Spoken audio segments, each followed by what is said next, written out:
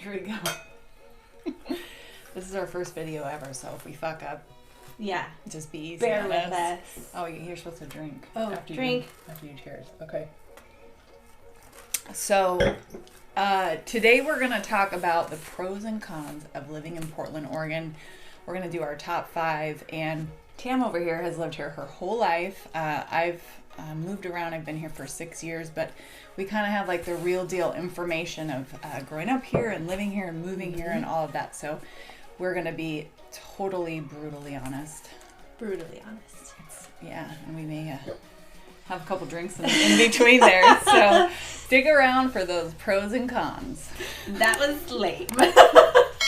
So, talking about the pros and cons, we want to start with the pros. We're both pretty positive people, yeah. I would say. And we went through this list kind of in a lot of depth and detail, and there are way more than 5 pros, but these are sort of like... the top 5. Yeah, these are our top 5. For sure. So, you want to start it off, Tam? Sure. So, we're going to start with all of the things that there are to do in the Portland metro area. Tons and tons of stuff.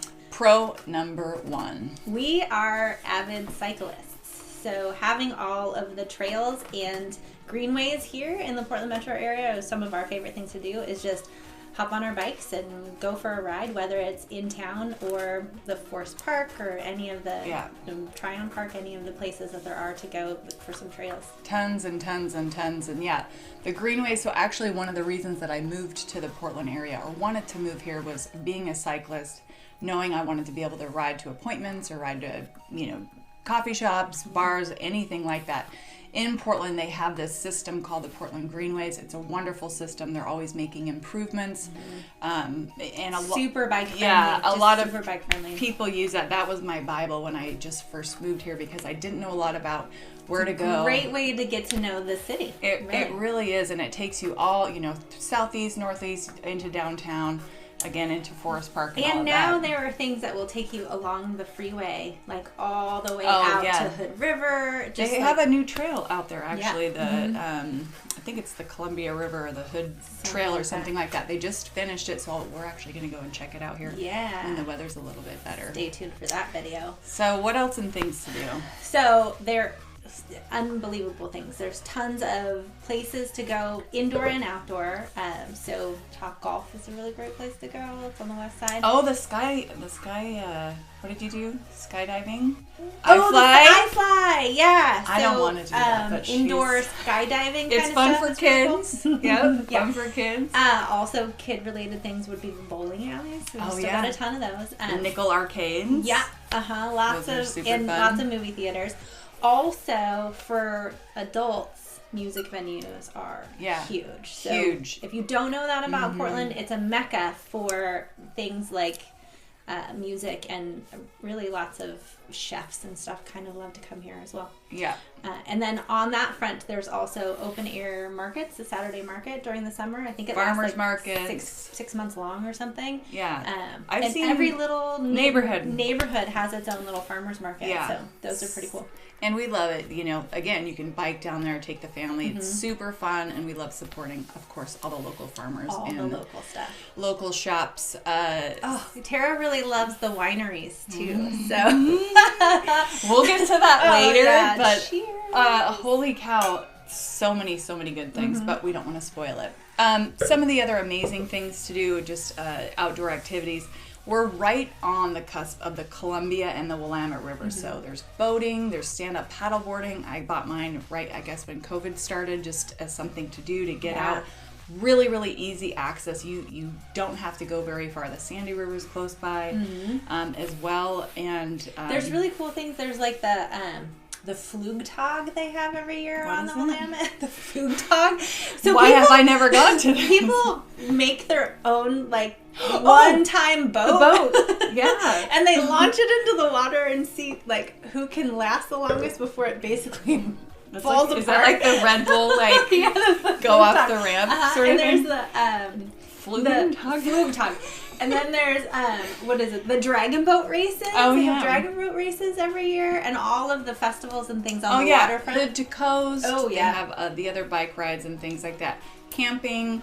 Yeah. I mean, like so pro much. number 1, we could literally spend like an hour just talking about the things to all do of in that. the area. So you will not get bored. But Yeah. we're going to move on to pro number 2. Pro number 2, you guys, is the weather. So some people might not think it's a pro. Yeah. Think about all the rain, but I think in exchange for what you're getting, you're not having to shovel and all the snow and do all these things. So I grew up in Seattle, Washington. There is far more rain, far more rainier days. Actually, the first time I moved, there were like 120 days in a row of rain, and I just was like, that's it. Like, I can't deal with this. So I ended up moving to Northern California on 5 acres, and guess what? It snowed one day. I felt like The Shining, because we were like closed in all the way. We broke 3 snow shovels, and anyway, so finding that kind of middle ground, I felt like Goldilocks. We get all 4 seasons here. You get all 4 seasons, and Yeah. not like any one season more so than another. No. Right? So it's every season is pretty mild. Yeah. You might get a flurry of snow. If Sometimes you really want there's- snow, go to the mountain. Yeah, but it is nice. So last year, 2021, there was a few days of super high temperatures. But that's really not atypical. common. Yeah. Usually we don't get any more than 5 3-digit days. Yeah. And sometimes not even that. I would say sometimes there are 5 days in the 90s in the summer, and that's more typical. It's pretty nice. And then a lot of the newer construction homes all have air conditioning, and there's a lot of people kind of doing that. Yeah. So if it does get a little overheated, you're good to go. But again, you have access to tons of water sports, tons of places to go to cool off, and that's what everybody's doing. You should text or comment, ask me what kind of story that happened to us this summer when it was really hot. And we went to what's actually referred to, it's the name of it is Rooster Rock, but you can imagine what it's really called. What the nickname of it is. That's a story for like once we show you a couple houses, we'll figure that one out. Pretty funny stuff. Yeah. So pro number 3, you guys: food, beer, wine, coffee, Spirits, cider. for real. all So the things. a little thing about Tam and I is we are both gluten-free, not by choice, but a part of the reason that I wanted to move to Portland was there are so many gluten-free options, and people are accommodating. For You don't sure. feel like you're like, oh, I'm bothering somebody. But same thing with vegan, vegetarian. There's a lot of Any food allergies people are really sensitive to and Yeah. accommodating. and that could ring true for some of you. Some of you might not really care, but it is wonderful. There's a lot of local farms actually that, so the food's not getting shipped in from a lot of other places. So we love that. We love, actually, most of our meetings we have, we're out at a coffee shop, sometimes at a bar if it's later in the day. But the food and that whole scene is unmatched. Yeah. And then the wine, so if you go out like not very far from here, Yamhill County, Newburgh. go down to Dallas, Oregon. There are so many vineyards. You guys know about Oregon Pinot. Amazing. Yeah. So delicious. And it's just wonderful that it's coming, from basically in our backyard. Yeah, and the things that people really know about Portland and Oregon is definitely the beer and the coffee, right? They're like, oh, it's so gloomy, which is not really the case. So you have to have a pick-me-up and a bring-me-down kind of situation. Full circle. But speaking of the gluten-free options, there are places that are dedicated gluten-free when it comes to making beer, as well as some dedicated gluten-free areas to eat. That if have you want gluten-free beer. Yeah, I was going to say, and if you want to ciders. know some of those, you can ask us. Yeah. The bakeries, the gluten-free bakeries. Oh my god! Like That's one of the things that I missed so much when I first became gluten-free, because there just didn't seem like there was any. You can't go to the store and just buy anything. So there's lots of gluten-free bakeries around with really great, yummy treats. She has a sweet tooth, like really crazy. But you can find a gluten-free donut that's like legit. I don't know if we can say it, but New Cascadia. Oh my god, like Gem too. to die. So pro number 4, moving on, is the proximity to both the coast and the mountain, along with a lot of other places. So we might have like an hour and a half, 2 hours to the coast. Easy. Depending on what part of Portland or the metro area you're in, you could be as short as 45 minutes to the mountain. But then you're about 3 hours from Bend, 3 hours from Seattle, and We were just talking about you can take the bullet train to Seattle and or maybe it's the bullet bus. The bullet bus. Yeah, Bolt. I think it's Bolt. Anyways, not to get lost in the details there, but when COVID hit 2 years ago, because we both like to travel, internationally and different things like that. When we couldn't do that, it was like, all right, let's go to all of the places kind of nearby. So it was at the coast a ton, a lot. There were still things that were open. Be able to take the kids, which was really, really nice. And then we have really improved our glamping game. Yeah. If you want to know about Sprinter van conversion, I just got one this year, actually, because of COVID. But then if you're looking for a new RV, hit me up. You can rent mine. It's cool. And then on the other side, the camping here is unmatched. Yeah. There's the camping and the hiking. It's like just crazy. You have the gorge. You have everything, out by Mount Hood. Yeah. Hood River, we haven't even talked about or touched on. It's a top place for kite surfing. That's what my partner does. That's great. So it's like... There's also lots of, motorcycle trails around here. So dirt bike riding, mountain biking, any of the outdoor stuff, really, you have it in spades here. So if you're an outdoorsy kind of person, this is the place to go. The perfect place. And it's great because then... if you're introducing your kids to all these outdoor things, maybe they're not going to sit on their screens all day. Oh my gosh, yeah, we're over all of that. After 2 years of sitting in COVID, yes, we all want to get outside and do all of those things. So, we're going to move on to pro number 5. And again, this is another reason that I wanted to move here. The people of Portland, whether they've lived here their whole life or not, people are friendly. I like to go out and meet, people in the community. It's been just a really amazing thing to not know really anybody and be able to go in and sit down and talk to somebody and not get looked at like you're a psychopath. A crazy person. Yeah.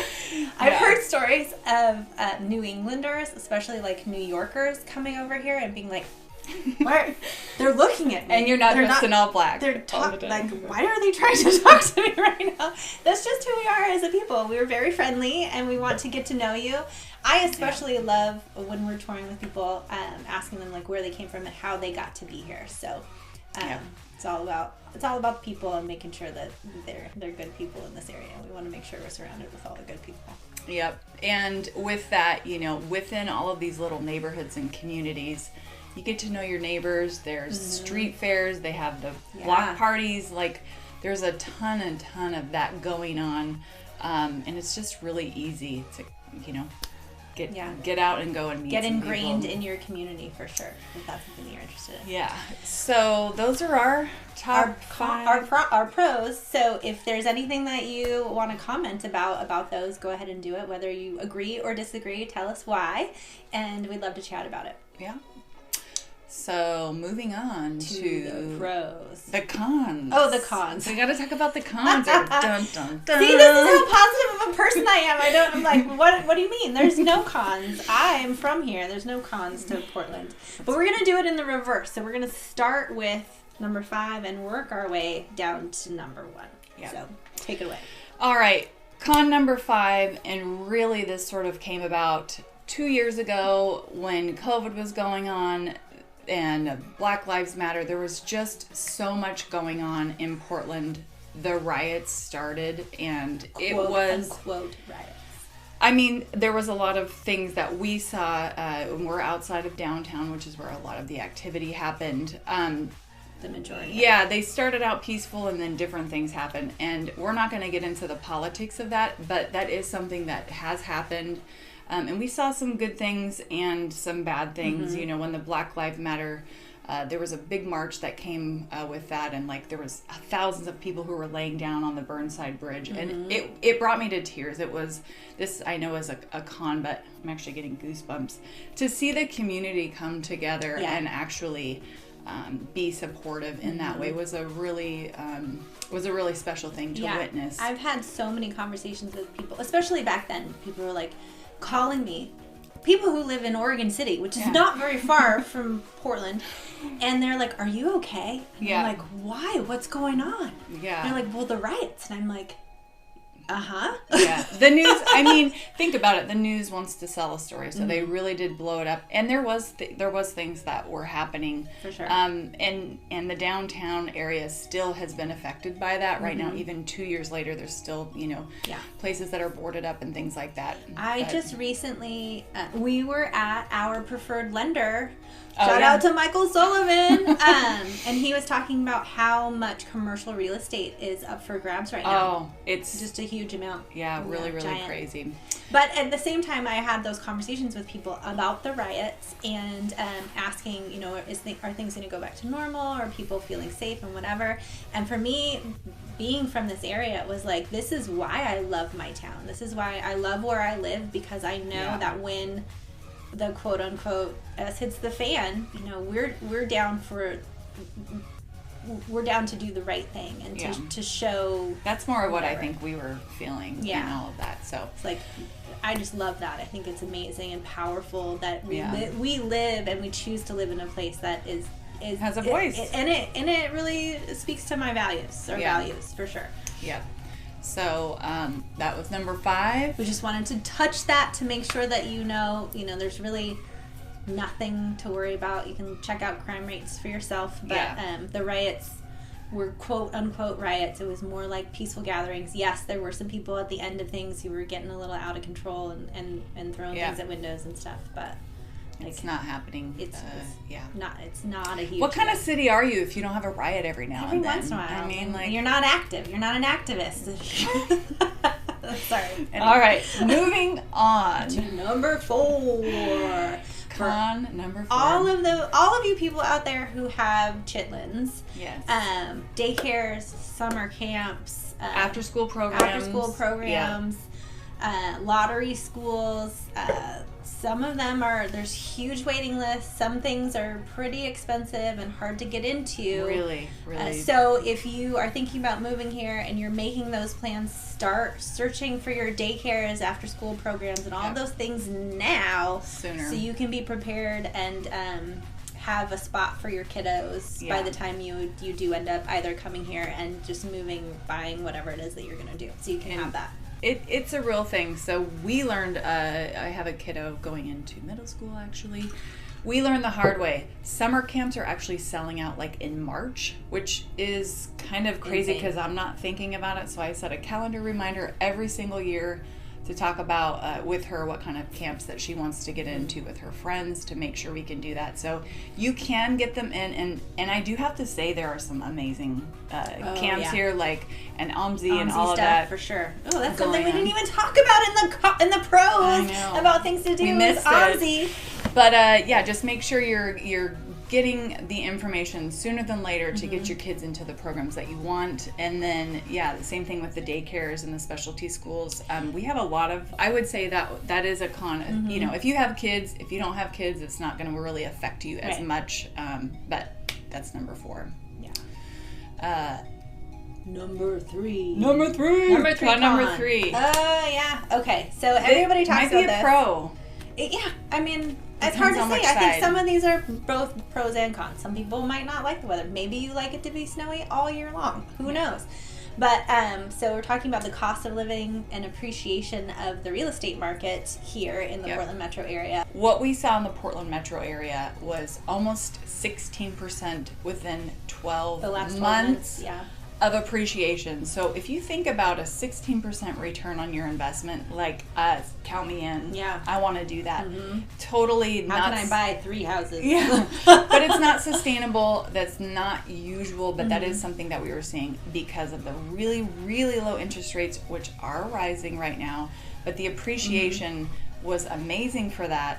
But on the flip side, it's the inventory and the demand, right? So we're not anticipating that it's going to change too much. It'll probably level out, but whether you think it's a bubble, a crash, it's not. It's not. Yeah, the predictions are basically saying this is going to continue on at least for the next couple of years. Hopefully COVID's wrapping up and all of that at that point. More people will put their inventory on the market for those who want to move up, move down, move out, whatever it is. Another thing to take into consideration, which we were talking about, is that every 10 years we reevaluate in the area the urban growth boundary. So as the boundary expands, there's more new construction and more more people moving here. So that's kind of, I mean, it's a pro and a con, right? Because that just means that maybe the diversity will change a little bit more. We are kind of lacking a little bit in diversity, in my opinion. Yeah, but speaking of that, they have just updated, it's within the last year or two, the overlays and the zoning in the area within that urban growth boundary. So basically, like, if you have a corner lot or different things, and we can get into the schematics of everything later, they're looking for more like multi-density. So like ADUs are a huge thing here. Right. People are, converting their garages or all of there's like adding most things like putting something in the back, like craning it over the roof. Yeah. Most people, the older homes in Portland all have basements, so a lot of people are converting those. Duplexes, duplexes and things like that. That's a positive, I would say, but the con to that kind of goes into our next number two, which is the traffic. Yeah, so those two things are definitely aligned. Yeah. So back when Portland became Portland, they weren't anticipating. Wait, when was that? Oh, like 5 years ago. Before I was born. Forever ago. I'm no history buff. Don't ask me these questions. Anyway, when they were building the freeways, they weren't anticipating that we were going to have this huge influx of people. It's a small town. It's a big. Wait, it's a little big city? It's a big little city? Wait, that's a movie. However you say that. No, that's Big Trouble in Little China. Oh, Patrick Swayze. That wasn't Patrick Swayze? Yes, it was. No, it was not. Comment below because I think it's not Patrick Swayze. It's not. It's, oh my goodness. No. Moving on. Okay. So, the traffic, the freeways, they weren't, it's not like California where there's 7 lanes, right? There's just a couple lanes going each direction. And then we have the urban growth and then the influx of people. And now on top of it, it's what they call RIP, the residential infill project. So what she was just talking about is that when you're in a place that has more than 10,000 people living there, then you can build up to 3 units on a piece of property. And they don't need parking places. It's basically like a push to help more people. Affordability, number one, and demand, or go to the public transportation, or take other alternatives, bus, tramp, or that's why the Greenways. The Max. Circling back, Max is huge. All of that, and I've seen so much new construction within that urban growth limit, and I'm like, there's no garages, no driveway, there's no parking space, and that's the reason why. They're trying to get more density without building another house per se. It's like these multiplexes that and so there's up. The housing crisis, so it's like we don't have enough houses for the people who are moving in, so that's their effort to combat that as well is adding more places for people to actually live in the same area that they have. So that's increasing. Sometimes it's increasing the traffic. There are things like carpools. There's the carpool lane. There's signs on the side. Oh, what you have to talk about is I-5. So we didn't really hit on this, you guys, though. So Portland Metro in Southwest Washington. So if you decide that you want to live in Vancouver for the tax savings, a bunch of people are doing that. There's 205, which is more to the east, and then there's the I-5 North. I-5 North for traffic it's like I don't have road rage, but if you go on that, and if that was your commute every day, you're going to have some road rage. It's completely stopped. It's so unbearable. So what a lot of people do is they go down the 14 and then they go up to 205, or they just avoid it altogether to go that way. And then I didn't know this, but Tam was just telling me they're actually going to make a toll bridge. So hopefully they build more. And it's so strange. What they're talking about right now is not only is it going to be a toll bridge, but it's not going to be a flat rate. So when it's off-peak hours, it's going to be a certain rate. But then if you're driving to and fro during peak traffic hours, they're going to increase the cost at peak traffic hours. I'm going to get a helicopter, I think. But again, the mass transit here is gigantic. They've been dumping money into that over the last few decades. That's why the Max is huge. They're expanding it all over the place. And you can take it to Washington and back. Yeah. So, and out to the west side, east side. Gresham, it's going into almost into Oregon City at this point now. Yeah. I talk a lot about Oregon City because I lived there forever. Yeah. So wrapping that up, and we want to get to our very last Our number one con. And we just want to be honest about this. We want to address this because it is a real thing that's going on. But it's not just in Portland. It's happening in all major cities across the nation. It's the homelessness problem.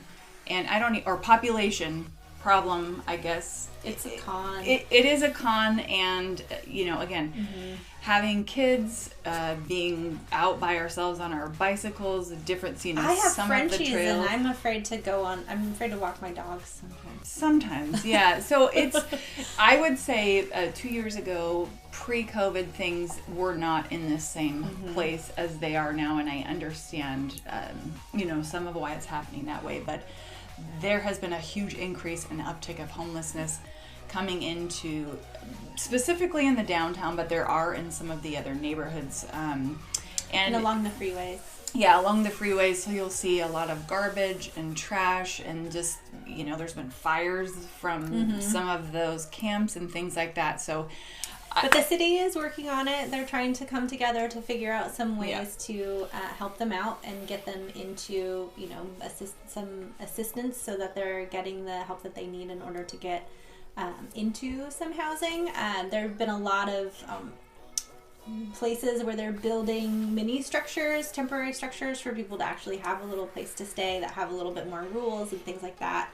And so they're coming up with ways to kind of help those people get out of their situation so that they can do whatever it is that they need to do. As well as, so for us being realtors, we can definitely help navigate and help guide you to if that's a big worry of yours, you want to stay away from that. There are lots of other places, little niches in the city and suburbs and rural, hard word to say, areas in which we can guide you to. And you're not, it's definitely more, in the circular, like the downtown area, like we said. More densely populated, easier access to everything. So, that's wrapping it up for you guys. Please share your comments down below. These are our pros and cons. Maybe you disagree. Yeah, you're going to have your own. And again, we just wanted to be really brutally honest with you guys about what's going on. If you are thinking about moving here, these are some of the things that we're experiencing right now. And but Portland is just a beautiful place. I absolutely love it here. I have no plans to move out of here in the next future. So I have moved a few times, and I've always come back because this is where my heart lives. So if you're thinking about relocating to the Portland metro area, please reach out to us. We are so familiar with all of these neighborhoods, and we would love to help you make that move. We've helped a ton of people from out of state make the move and have a very smooth transition, so we'd love to help you next. You can see our number down below. And don't forget to subscribe so that you can see more of our videos when they come up weekly. Yep. All right, guys. Thanks so much. Good seeing you. Have a great day.